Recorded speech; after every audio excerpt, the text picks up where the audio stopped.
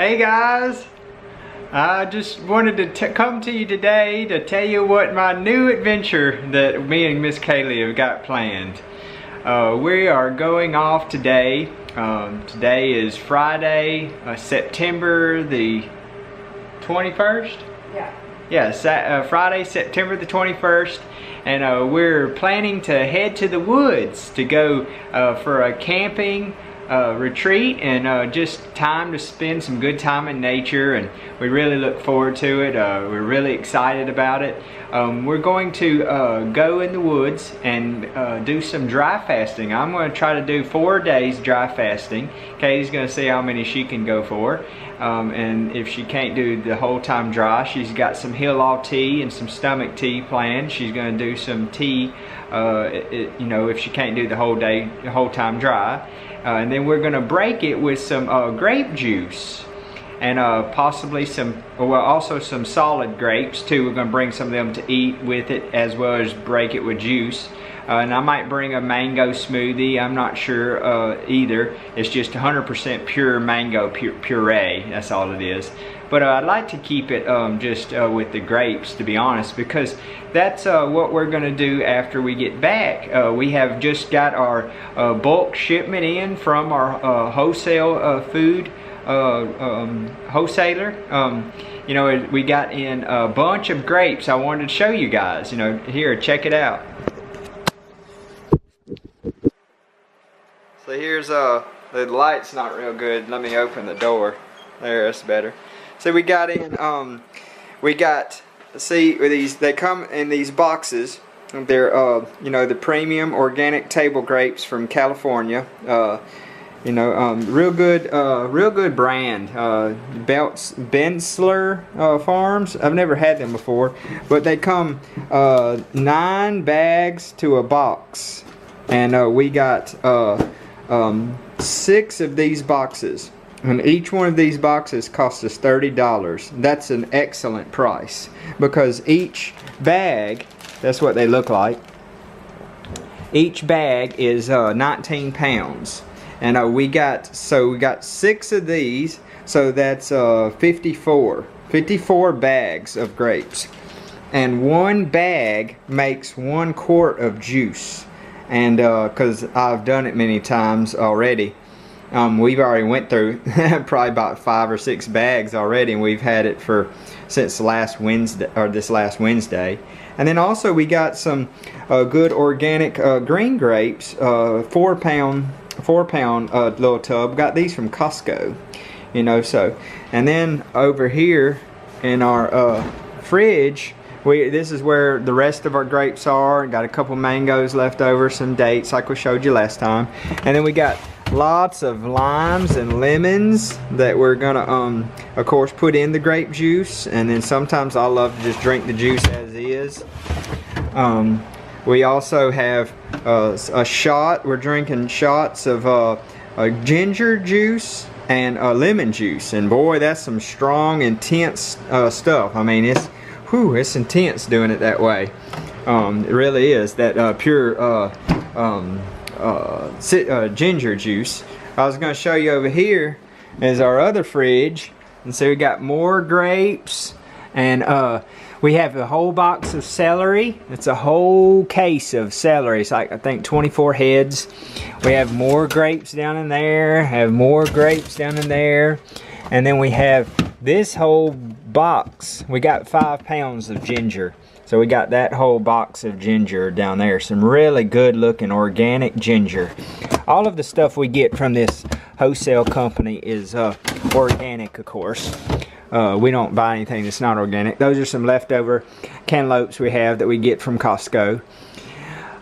Yeah, and so, you know, that's the stuff we have in there. And then here's all the, I wanted to go over the herbs again, guys, that we've been taking, because Kaylee, she said that she was going to let me talk about this right quick before I let you guys go in this part of the video. Of course, we have been taking a little bit of the glandulars. You know, this is the one for the brain glandulars. Then the parathyroid glandulars, just for people that are curious what we're taking. I know that's questionable for some people, For each his own, though. We can all respect each other's choices, I guess, And then kidney and bladder. Let me let it focus. If it will focus, come on. I guess it's the low light. But anyways, kidney and bladder number 3 tonic, capsules. And then kidney and bladder tonic number 4. Hold on. There it goes. Kidney and bladder tonic number 4. Kidney and bladder tonic number 3. Brain and nervous system tonic. Lymphatic system 5 tonic. That's the one that's really good for cleaning out your bowels. This is the lymphatic system tonic that really works on getting the stuff out of your bowels. The one that I talk to all the time, to all of you guys about all the time. This is just the strongest one, the 5. It starts at 1, goes all the way up to 5. And then see Parasite G, of course. Stomach and bowels number 2. This is the one we like. It's a really good formula. We really like the number 2. Parasite M. The reason why I'm doing these in capsule form is I feel like they're stronger on your bowels when you do them in capsule form. Healthy circulation upper body. That's real good for my brain and me and Kaylee's brain, to help the circulation up there because we have lots of master gland weaknesses. A pituitary tonic, also good for the brain. Then here's our shot glasses that we put the tinctures in full strength. And they have little measurements on the side, of course, and stuff. We really like them for that. And we just take them full strength and shoot them underneath, the tongue, And then I have some other formulas over here. Stone breaker, that's real good for, the kidneys. Real good. I've talked about that before for helping the kidney stones and things. And then this is the Herb Farms licorice, organic licorice. I really like this licorice. It's really good.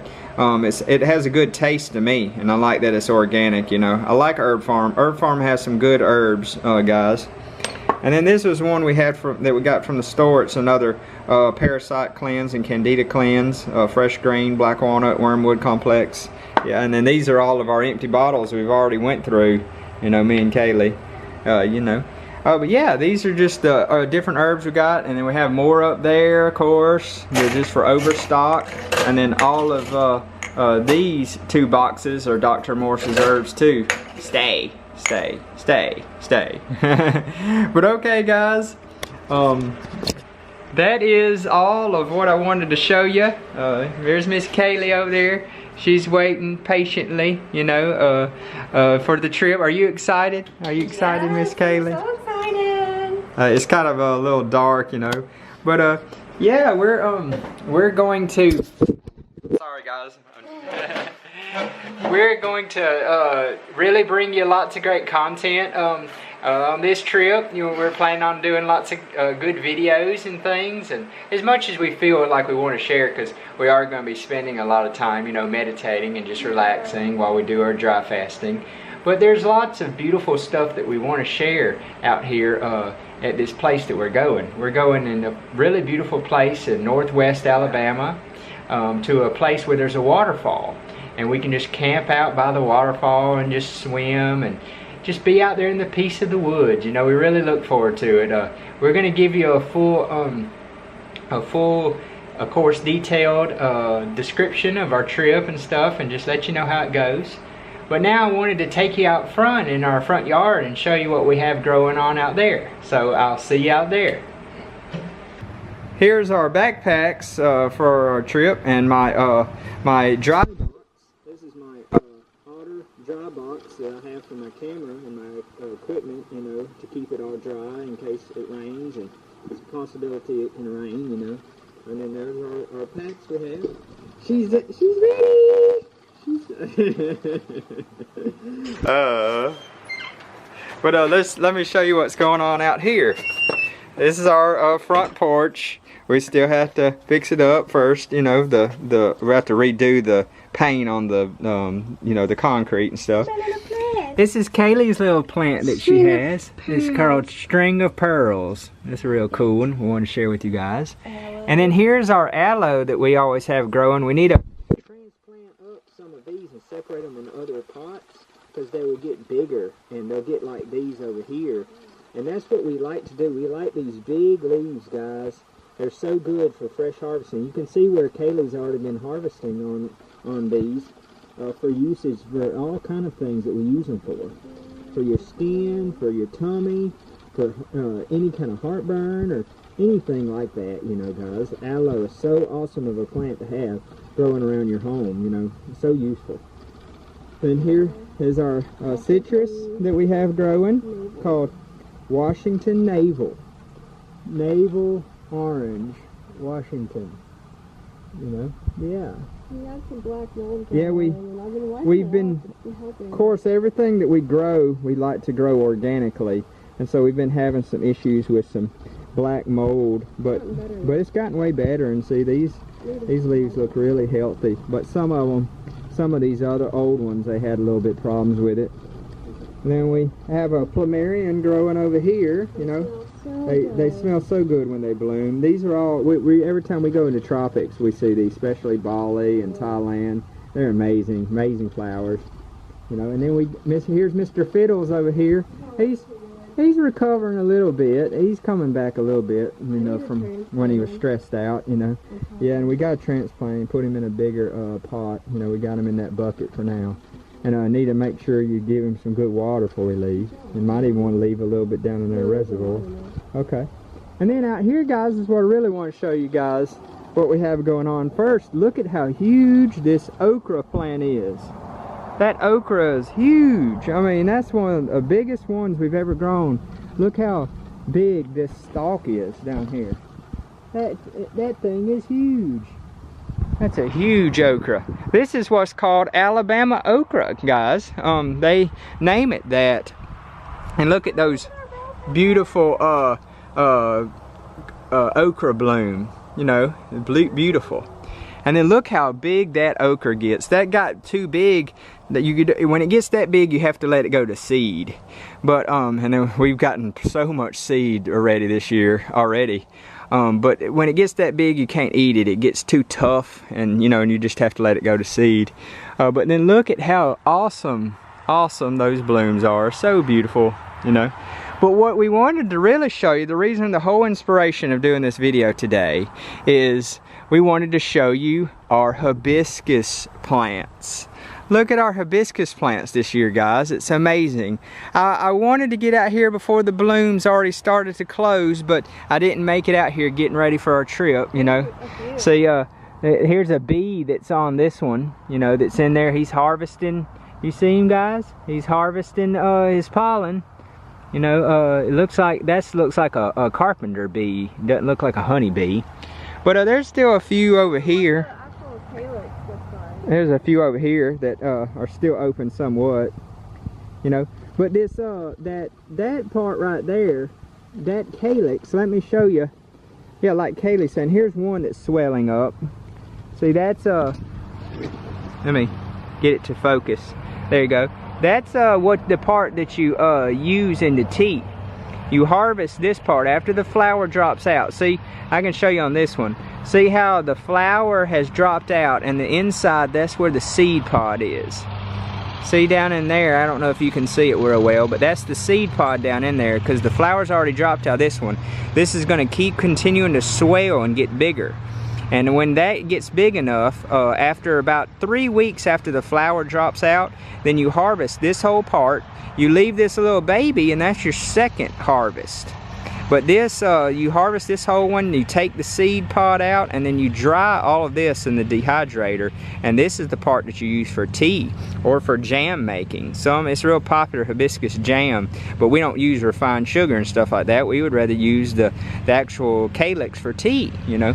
And hibiscus is amazing in tea. We love it, guys. And we grew one of these plants last year right over here in the same place where that okra is growing. And it got huge, and it produced 7 quarts of hibiscus calyxes for tea. Just one plant. So you can imagine how much we're gonna get off of these 9 plants.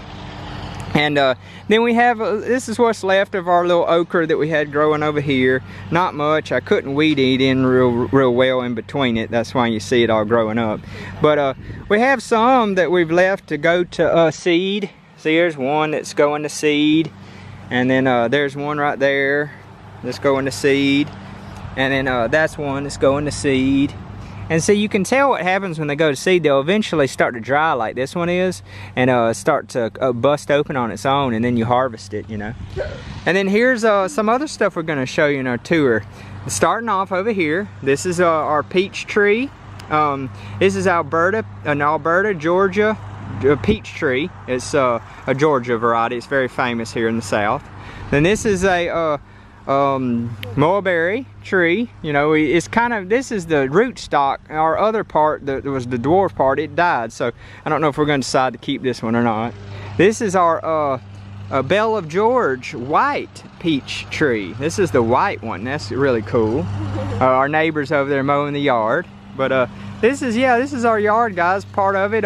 We have, this is a swale that Kaylee made in our permaculture, kind of like we're trying to do somewhat permaculture in our garden. And we don't know if that was the best idea, but we did the swale right here for our fruit trees on the other side. This is a peach. That is a nitrogen fixing tree called a honey locust. And then that's a cherry, another honey locust, and then a cherry down at the very end. And then there's 3 persimmons right here that we have. And then our hibiscus. And then look over here, guys. We're really proud of this year. I mean, this is crazy. Look, me and Kaylee have two huge papaya trees. I mean, they're huge. We've never grown papaya at our own property before. And I'm gonna show them. But look, we have them growing in our big, huge raised beds. And they love it. I mean, just, Kaylee, put your hand around that stalk to show them how that's huge, you know. But yeah, look at all the papayas growing, guys. We don't know if we're gonna be able to get them, if they're gonna ripen up. I sure hope they'll ripen up before the winter time comes. We have roughly about 2 months. But look way up there. Look way up there, guys. I'll zoom in on it. Look, that's what they look like when they bloom. See the little baby and the bloom around it? That's so cool. I've gotten some great pictures of them this year. But you can see them all. There's one there, one over there, one down there. See it down there? Yeah, it's so cool, you know. But this is the big daddy right here. This is the biggest one so far. I hope it will make it, you know. Some of them, though, they're not. Like that one looks like it's gonna fall off. It's kind of getting a little yellow right here on the stalk, you know. But yeah, I hope you guys can hear me fine. I'm usually a loud talker, but our neighbor's mowing the grass. And then this is a volunteer. See, this is what happened originally, guys, just to let you know what happened. The reason why we didn't plan this on growing these. It was kind of like a thing that happened on its own. A few years ago, we ordered, and yeah, that's how long it took for these to come up naturally in our compost pile. A few years ago, we got a bunch of papayas in from this wholesale company we were telling you about that we got our grapes in. And we ate all the papaya, and we put the seeds in our compost pile. Well, when we did, it took 2 years for them to come up on their own. And then when I got back last year from my trip, I had 25 papaya trees that were sprouted. And that was in September of last year, exactly 1 year ago. And so I said, well, you know, I want to kind of take advantage of this opportunity to see what I can do. And so I overwintered them. I put them all in pots. And they say that can be very challenging because they don't like to be kept in cold soil. They like their roots to be warm always. And plus I had to really do a lot to help keep them above 40 degrees, because 40 degrees or below will kill them. And so I was able to successfully overwinter them. Then this spring we transplanted 2 of them out into here, and we just wanted to see what they'll do because we didn't know if they'll be male or female. And we got lucky that this one right here is a female. But see, we didn't know about this other one. See, let me take you down. See, we didn't know about this other one, and I think this other one is a hermaphrodite, because you can see how it looks like there's male flowers along with female flowers. See how up there, even though she looks like she's got fruit on it, or he, or it, whatever you want to call her, or a hemi, hemi, but it looks like to me that it's a little bit different. See them up there, you know, see? See up there, that looks different to me than the other one, you know, because it has multiple flowers coming out of the center. So I'm thinking that's a hermaphrodite. It's not just a male, because see the fruit in the middle that's still producing, you know. So I guess, hey, that's okay too, you know. And then we have a little bit of tomatoes growing still. They didn't do too well this year. We had problems with blight. You know, it's another problem with organic gardening. You know, it's always hard to garden, you know, and stuff, and do it organically, you know. But we had a little bit of success with them. Kaylee had a little bit of cucumbers growing there. She was trying in one of our Texas tomato cages. Those are some awesome tomato cages, really are, you know. But when I was talking about, this is one that came up as a volunteer, you know, and this was a volunteer. It came up. It's really, really cool, you know. But that's the way that the rest of them did. So when we came in here and we enriched this soil, you know, our soil here, we put our own compost that we made, and some of that our own compost had these seeds in them, and then they sprouted, and that's what it did. And we're going to dig this one up before it gets wintertime, and we're going to put that out, you know, put it inside, and then overwinter that, and that may hopefully will be one of the next year's crops, you know, because man, they grow so fast, so fast. Of course, the one I planted out, this one right here, it was bigger than that when I planted it out, you know, of course. It was quite a bit higher, about 2 feet higher than that, and had a bigger stalk on the bottom. But it grew so much in just 1 year. I'm so impressed with that, guys. I really am, you know. And then see this one over here, here's another one we have that we just planted it in a big pot. You know, that one's in just a big pot, you know, of ours, you know. But yeah, and then here's all of this natural stone that we have around our flower bed areas. Those are all stones that I've collected myself from different places. Petrified wood, marble, you know, just all kind of different stones and different things, you know. Fossils, a bunch of petrified wood. I love to collect petrified wood, you know. See, all that's petrified wood, guys, you know. Crystals, you know, petrified wood. And then see over here, here's our other little area, you know, that we have. I'm just giving y'all a little farm tour before we gotta go. Again, this is all my petrified wood, you know, and then some flowers Kaylee planted. And then here's our garden hose. We use a garden hose this is a food safe water hose, doesn't give off toxic elements in the water for our garden.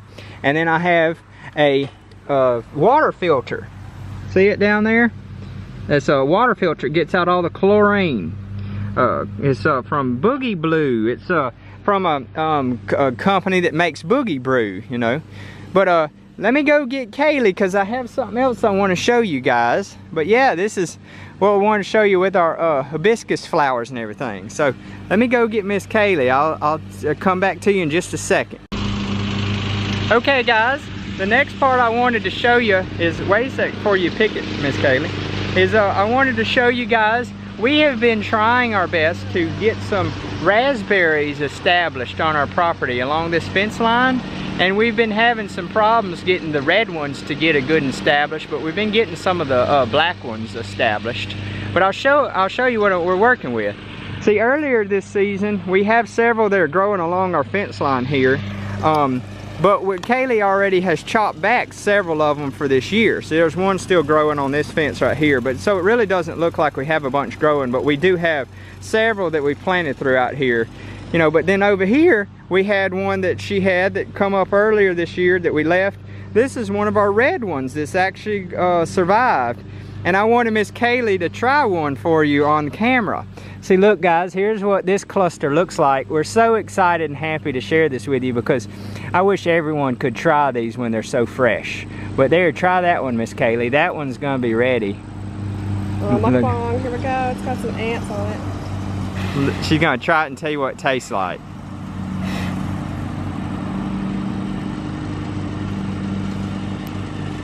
Is it good? Or is it a little bit too gone? Or? No. It's good? Yeah. Because see, these other ones, guys, you could harvest that one right there, but these other ones, and probably she needs to because we're going to be gone on our trip.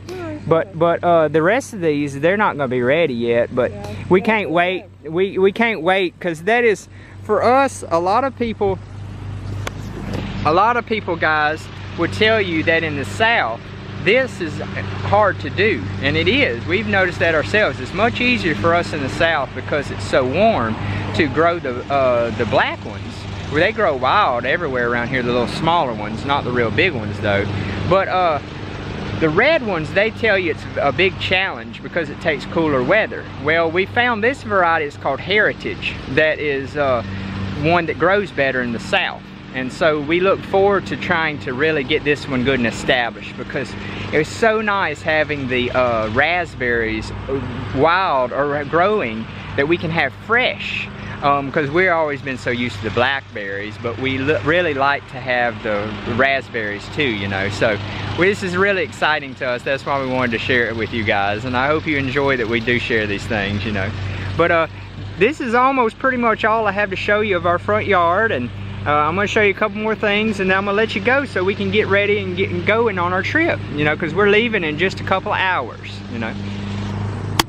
Over there and by our pond, you can't really see it, but over there by our pond I have two, right there's one and right there's one, two persimmon trees. Those are two persimmon. One's a high chia and the other one's a Korean persimmon. And then just going back over here, this is what the front of our house looks like, you know. Yeah, we're still trying to work on it and get everything going the way we want it to. but yeah, guys, you know, so see, we're gonna have some good calyxes of hibiscus, and we really look forward to it. But like I said, you should have seen it this morning when they were all in bloom, and they stay in bloom for several hours in the morning and then they close up in the evening, and the blooms only last for about a week and then they fall off the plants. But anyways, guys, we look forward to this wonderful trip that we can share with you guys, you know, and thank you so much for being a part of our group and watching our videos and enjoying what we do, you know. It means a lot to me and Miss Kaylee. Yes, thank you. She enjoys it a lot too, you know. And do you have anything else you'd like to say, darling? Yes, thank you to you guys and everyone who's buying the coaching and the eye readings, because you're literally making our dreams come true of working for ourselves and helping people heal and having an online business. And thank you. Yeah. I really enjoy it. Yeah, we really do, because our helping people is our #1 love always, but we enjoy that we can be giving back from y'all in a way that y'all can show us love by more than just your gestures, just by helping us to be free and to have an awesome life that we want. And it's the best reward for us helping others, and we really enjoy it. But we're gonna let you go now though, and we really thank you for watching this video so far. This vlog we're gonna do for our trip is probably gonna be kind of longer. We'll do it in different sections, but we know that y'all will enjoy the content. So we have lots more coming for you, and I hope you're ready, because it's gonna be an epic trip and we really enjoy it, and we look forward to getting out there in the woods. But guys, I will talk to you soon on my live talks and all the videos I plan to bring you. And you take care and have yourself a great one wherever you may be in this world. And take care, guys. Bye-bye. Hey guys, we made it. We made it to our destination getaway here in the woods. This is Caney Creek Falls. Yeah. And there's Miss Kaylee, sunning in her bathing suit. We're getting ready to go swimming. I just wanted to film this right quick before I got all wet. Yeah, we finally made it. This is Caney Creek Falls. Such a beautiful place here in the Sipsey. We love it so much. And you can see why.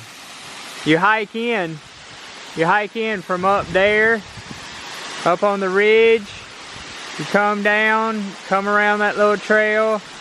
You come down, and then you can come across these rocks over here to get where we're at. But that's the beautiful falls. And look at this beautiful pool of crystal clear water that we can swim in down below the falls. And we're getting ready to go get in it where we're all alone. We've had lots of people here today, so I didn't get to film earlier. But look, you also get to come down here and you can walk behind the waterfalls, which is really cool. You know, yeah, it's really a beautiful place. So beautiful.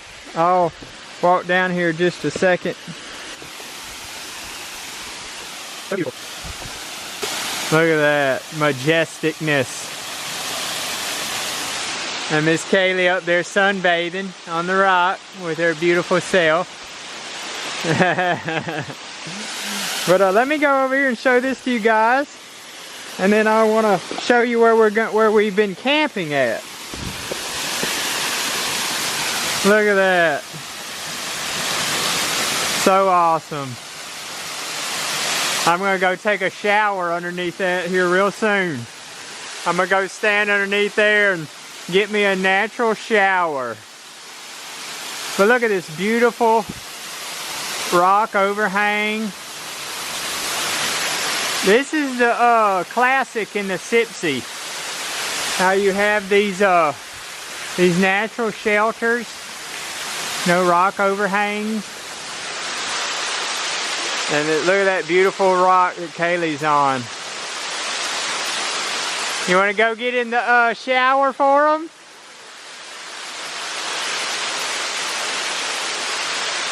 That glorious water. Glorious. Does it feel good, girl?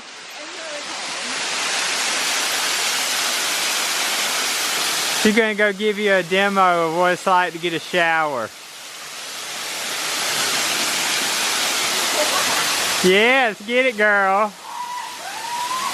Woo! Yeah! Yes, Rose. Work it. Work it. You got it. See, we're having so much fun out here in nature. Nature. Did you like that? Well, awesome, guys. Well, I'm going to go up here next and show you our campsite. And then I'm gonna get, I'm gonna put the camera up, and then I'm gonna get in myself.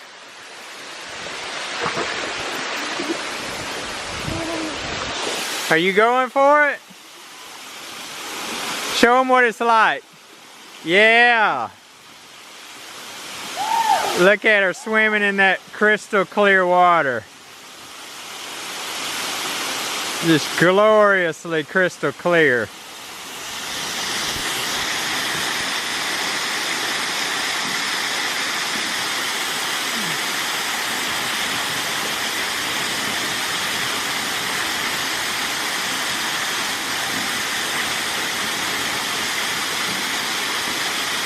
So fun. And this is at low water too, guys. It's supposed to rain Monday and Tuesday. That's another reason why I'm here filming. Today is Sunday.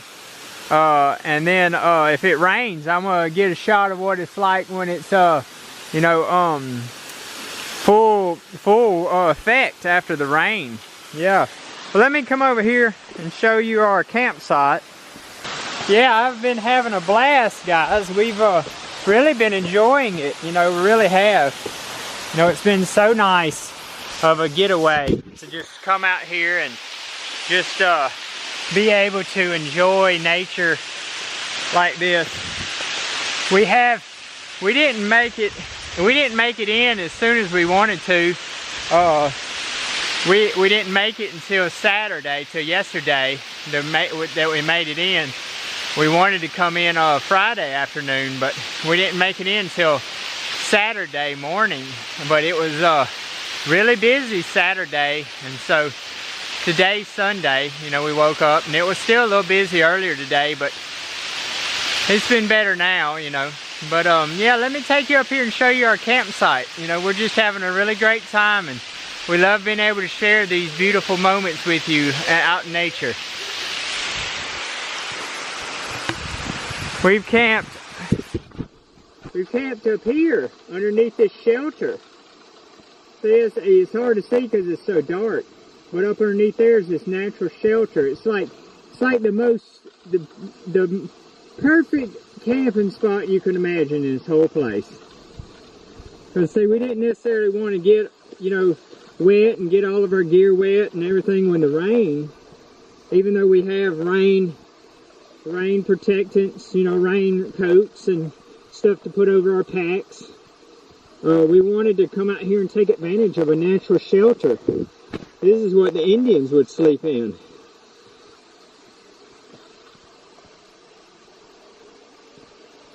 See, guys?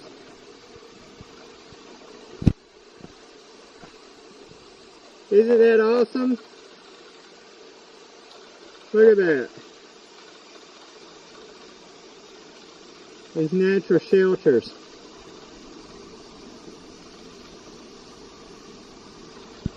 But see our tent, and we got our clothesline. Got a little area over here that we can lay out all of our gear. You know, we can put all our gear laid out. And then over here is where I got some firewood collected for the next couple of days, especially if it's going to start raining. I want to have some firewood stocked up. You know, I won't be able to have any fires really big, but you know, it's just about, a fire is real peaceful and therapeutic to me. So I can't really go camping without having a fire. You know, even though at times breathing in the smoke from the fire can be a little hard on my lungs, but you know, I still love to have a fire. There's something very therapeutic. This is where I had it at, right here. You know, but it's really cool, this beautiful camp spot that we have here. You just got to be careful. I already hit my head one time. I wasn't watching it over here, and oh man, it hurt. I was like doing it during dry fasting. I hurt myself. Yeah, that one right up there, I hit my head on it, and boy, it did hurt, you know. But yeah, see our beautiful tent we have over there, and it's a nice Kelty, and we don't even have to have a rain fly over it because we're protected from the rain up here. So, you know, it's so beautiful. And look at all this. Look at this view that I have. So gorgeous. Look how crystal clear the water is. So beautiful. Callie already got back out and got back on a rock over there, and she's been enjoying herself a whole lot. She's been laying out and just having a blast. Look at those beautiful falls. It's so awesome here, guys. Such a fun and glorious time. Hey guys, again. After the last video I made of showing you the beautiful waterfalls, and took me a quick dip in the water, even though it was quite chilly, you know, quite cold, but it was so invigorating and so way eye-opening, and you know, it was so refreshing, you know. And especially while I'm doing these deep cleanses, it just felt so good, you know. I just only wish it was a little bit warmer, but that's okay, you know. It's that time of year. It's you know, towards the end of September, beginning of October, so all the leaves are starting to drop, just now starting to drop, so we can tell, you know, fall is right around the corner, you know. So But the reason why I wanted to continue this video after I got dry and got dressed back in my normal clothes is that I'm going up downstream to make some YouTube videos and some videos to share in the group. And I wanted to show you how beautiful it was down there. So come join the walk with me, and I'm going to show you the beauty of the Sipsey and the reason why we love this place so much.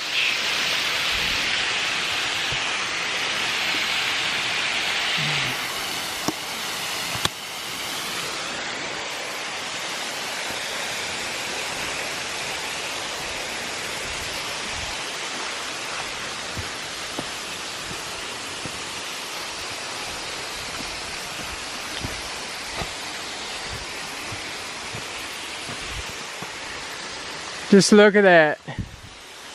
That's where you walk up, guys. It's where you walk up to go out.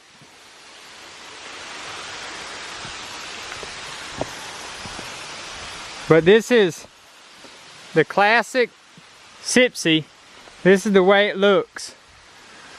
With the beautiful rock walls, the beautiful crystal clear creeks, the hemlock trees, all of these big trees you see, most of these, they're a type of variety of evergreen called hemlock. They only grow up here in the northwest part of the state of Alabama. But you have all these beautiful rock overhangs. Gorgeous, gorgeous. And there are lots of waterfalls up here. They call this area the land of 1,000 waterfalls because there's so many waterfalls. And there's hemlock everywhere. I'm not sure what this tree is though. This tree is not a hemlock. I would love to get better with my flora and my fauna. But all of these beautiful rock cliffs, they're just so gorgeous. But I'll keep walking and showing you how beautiful it gets down here. And I'm picking a perfect spot to do my videos because it won't be loud with the waterfalls. But look at this.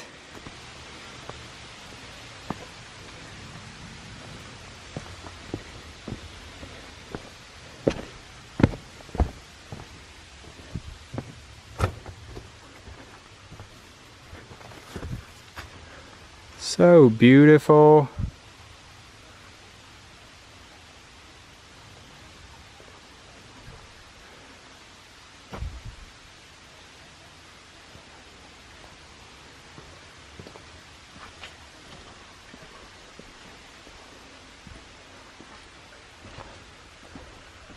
Look at how when the water was high, washed all the trees into one big clump.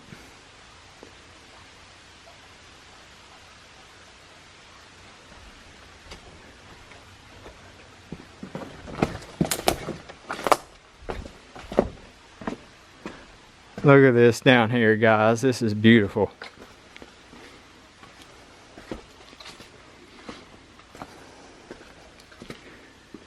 See? So gorgeous.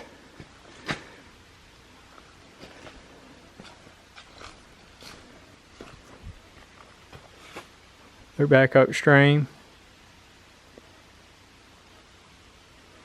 Beautiful water quality. And then right over here is where I'm going to do my videos. I'm going to set the tripod up in the water right there on the edge.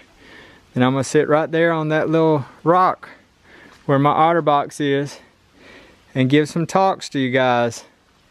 I thought this would be such a beautiful setting to do it at.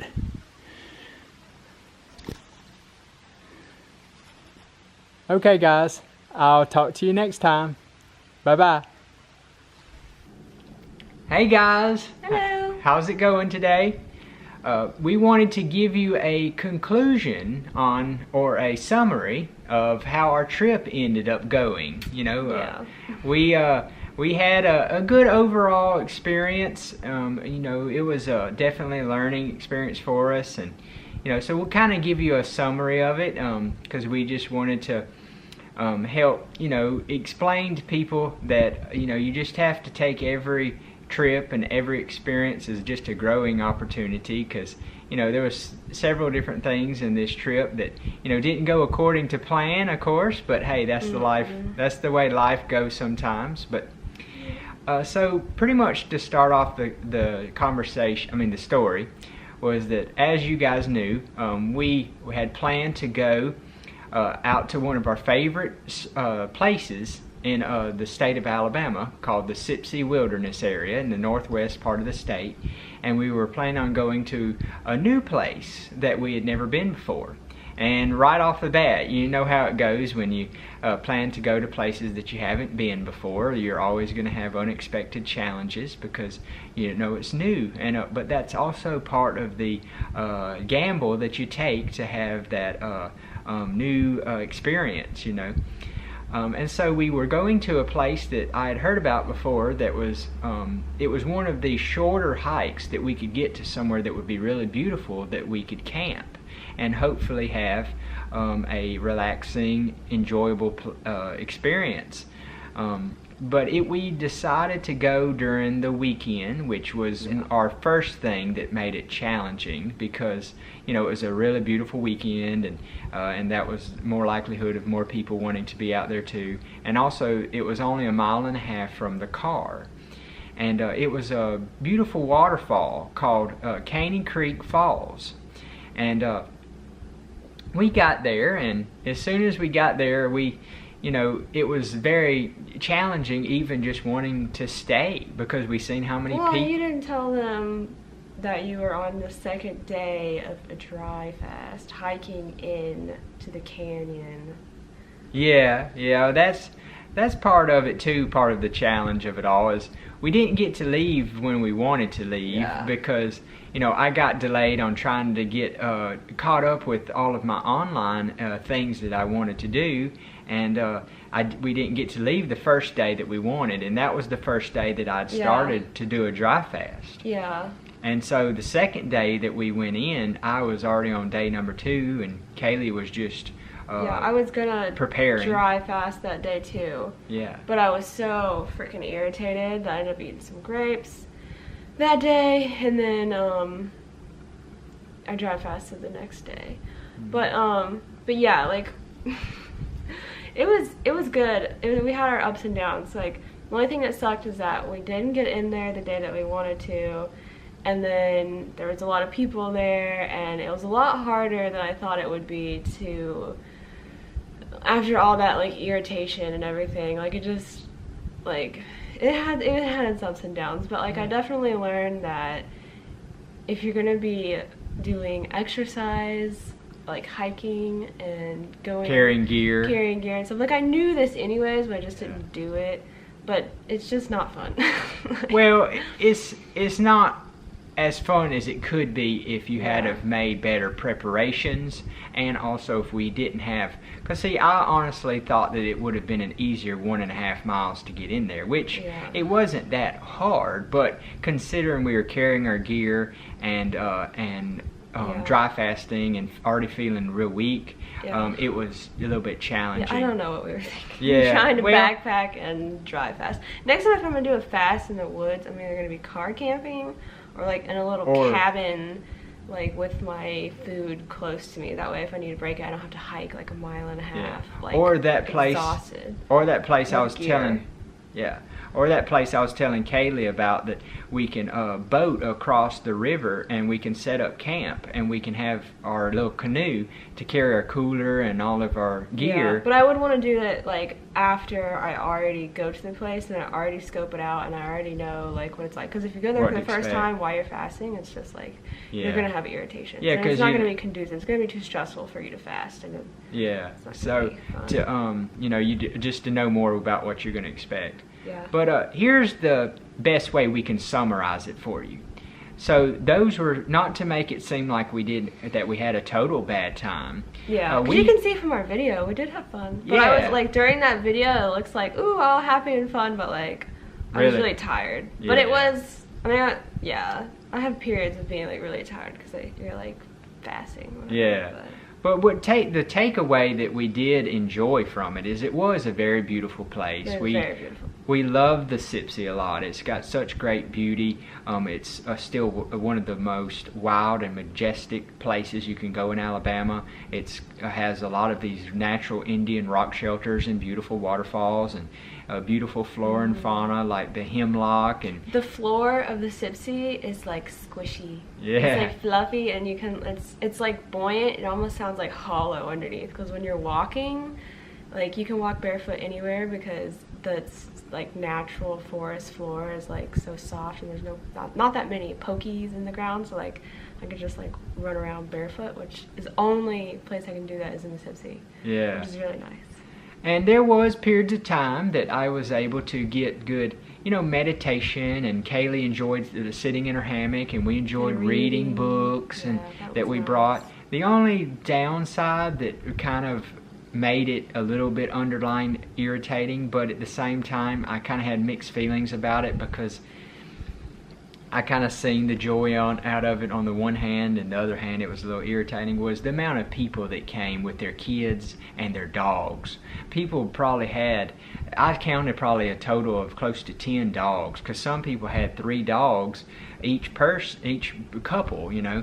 And but that was the reason why I say that on one hand it did give me mixed feelings, is because I enjoyed seeing people that loved the beauty of the place and enjoyed it, you know. But on the downside was that they were loud at times, the kids were acting not, you know, good at times, and and the dogs were, you just know, overall just other people there. You want to be alone when you're fasting, because you get really irritated. And then there was one moment, irritated easily. Yeah. And then there was one moment when they really did irritate us, is a person freaking broke out a can of spray paint and spray painted on the wall. But okay, they don't need that much detail. Well, I know, but still, we had to smell the fumes from the spray paint. It was really just heartbreaking to see someone deface nature like that. I know, in a beautiful place. Like, right when we were there, no one else had sprayed any spray paint, and I wish I would have seen it. But anyways, I don't want to talk about that. Well, I know, but I still just wanted to say that even though we had those moments, even though we had all of those challenges,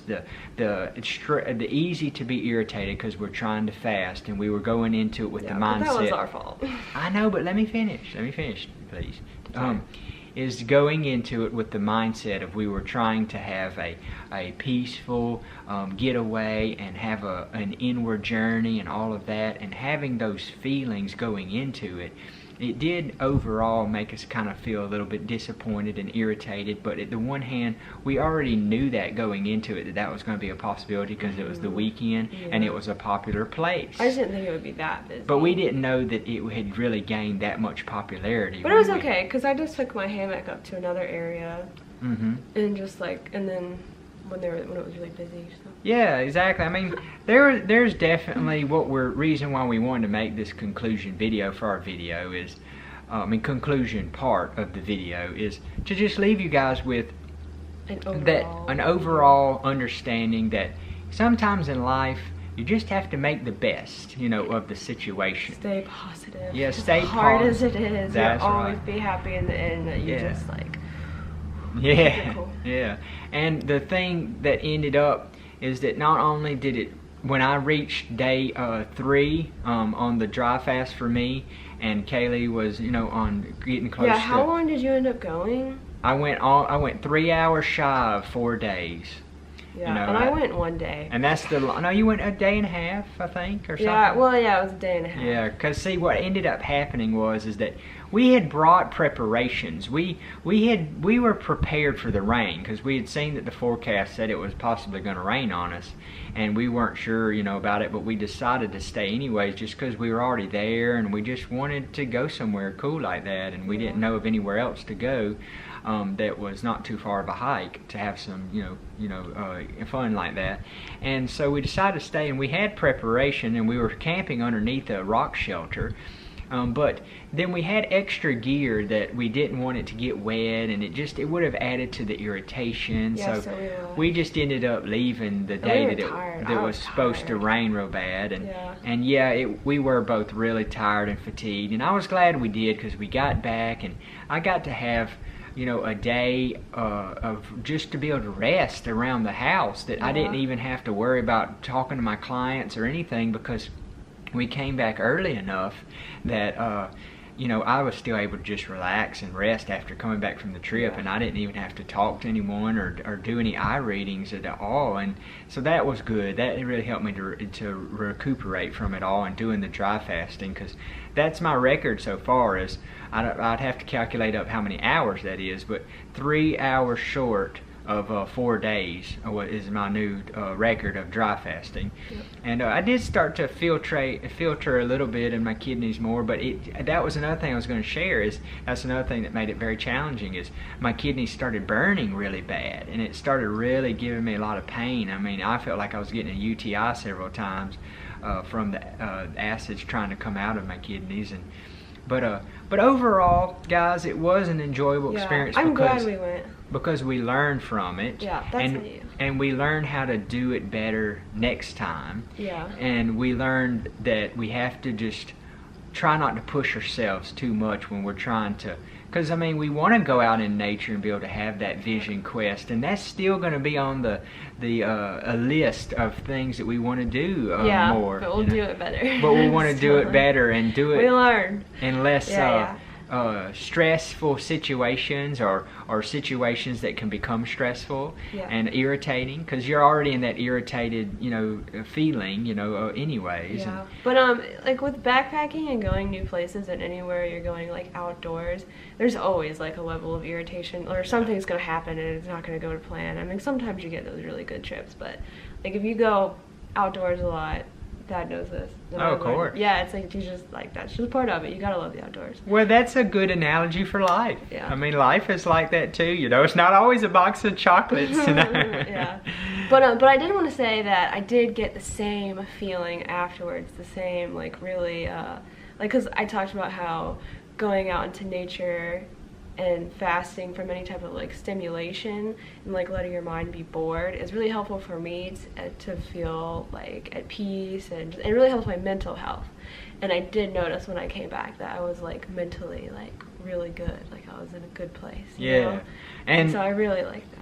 And my takeaway was it did feel good, even though my original plans was I wanted 5 days break from any electronics and stuff, just to have a good break from internet and social media and all of those things for 5 days. But even just you know, 2.5 days or however long it was, it was still enjoyable, and I still did take some benefit from it. So it's definitely harder to fast when you don't have anything to like entertain you or distract you. And like but it's more like a thorough fast. Yeah, but it's actually better because you can go inward more, and that was what we were going for. We were going more for the inward. If I didn't have books, I'm like, God, what would I do? Well, that would be your next challenge. That would be like a straight up vision quest, like without any books. That's right. See, that's the ultimate goal, but we have to work our way up to that. I do. You know what I mean? Because I would literally, like, I don't know, I would go insane. Because we just don't. Well, that's only because that's your state of mind currently. It's kind of like the same thing we've been talking about. The help me pronounce the Vipassana. It's the same thing of that. They talk about, you know, that's 11 days of nothing but straight meditation for 10 to 12 hours a day. It's like that's insane, you know. But they say that they teach you at the Vipassana the first 4 days how to just focus on your breath and to stop thinking so much and dwelling on your thoughts and just being so caught up in the mind. And then they say that later on they teach you the true meditation of how to really go deep into the subconscious and the body. And see, that's part of the whole vision quest and being out in nature and grounding and being out with the pristine environment. And see, a big thing for me though, and that's why we're going to find next time when we go, I'm going to go somewhere where I make sure that we do not run into anybody, and we're going to make sure we don't go during the weekend, that we go during the middle of the week when everybody preferably is either at school or work, and we can truly be alone. And then even I want to with Kaylee, because you know, I love Kaylee so much, and I'm so thankful that she's so patient with me sometimes, because, you know, when I have little moments when I feel very weak and irritable from just the whole, how strong it is on the dry fasting, you know, that it makes me sometimes where I'm like, I just really do need to spend the majority of the day, not even with Kaylee, just let her be alone in her hammock on a whole different area of the woods, and me be alone, and then we come back when we feel better, and then we come back when we need to go to bed, you know, and things like that, you know. Like, truly, I wanted it, like, eventually I would like to, like, have it where we don't speak for 3. But now just start again. Okay. I don't know what happened to our camera, but I'd want it to be like my true vision quest dream that I eventually want to do is like 3 days fasting, probably dry fasting, I guess, in nature, alone, that you don't speak to anyone, like not even to Thad, which I'd have to, like, I don't know. I don't know how I'm going to do it, but I'm going to do it eventually, but this wasn't the trip. And I think we need to set a limitation even on how much we can read or anything, that we really need to just sit there and do like the vision quest. Yeah, I'm not reading. Well, okay. I mean, yeah. But I think I got to, like, work myself up to that. So, like, going out there and, like just going out there and fasting, like, and reading and talking to you, and then like a whole day of like being alone, and then like a next time or something like that. I think the best way to take it, I think the best way to do it is the same way we've done with, you know, our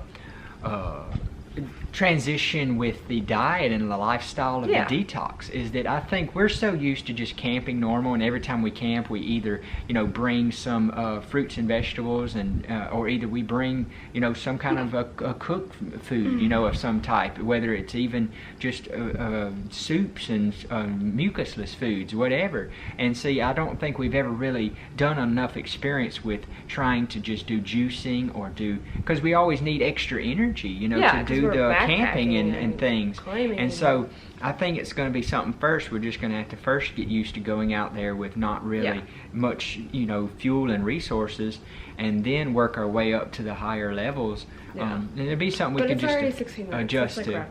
Okay.